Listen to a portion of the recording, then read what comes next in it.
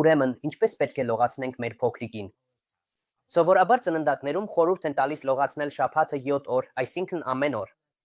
Բայց իմ տեսանկյունից սա իմ անձնական փորձագիտական կարծիքն է։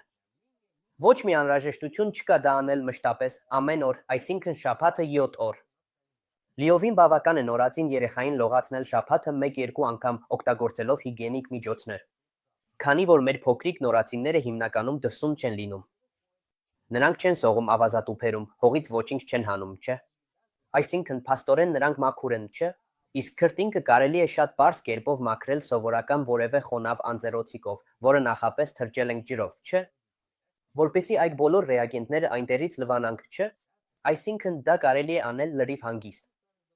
Երբ խոսում ենք լոգանքի մասին, դա լրիվ նորմալ բան է։ Սահիկները նույնպես լրիվ նորմալ բան են, սրանք բոլորը գործիքներ են։ Դուք համացանցում ամենայն հավանականությամբ կտեսնեք բավականին շատ փորձագետների եւ մասնագետների, որոնք ձեզ կպատմեն, որ երեխայի համար ամենալավը հենց մեծ բաց լոգարանում լողացնելն է։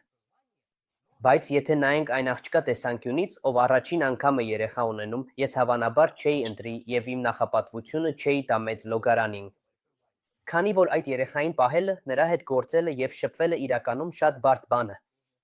Այդ պատճառով, եթե դուք ինքներդ ձեզ վրա վստահ չեք, լրիվ հանգիստ գնում եք այս պլաստիկ գեղեցիկ լոգարանիկը, գնում եք հատուկ հենակ, դնում եք այնտեղ երեխային, լցնում եք ջուրը 36-37 աստիճան տաքությամբ, որպեսզի միայն գլուխը դուրս մնա, եւ լողացնում եք այնպես, ինչպես ձեզ հարմար է եւ ձեզ համար հարմարավետ է։ Եվ մի լսեք ոչ մի անփույթ մարդու, ով ձեզ կասի, թե երեխային պետք է լողացնել միայն մեծ լոգարանում։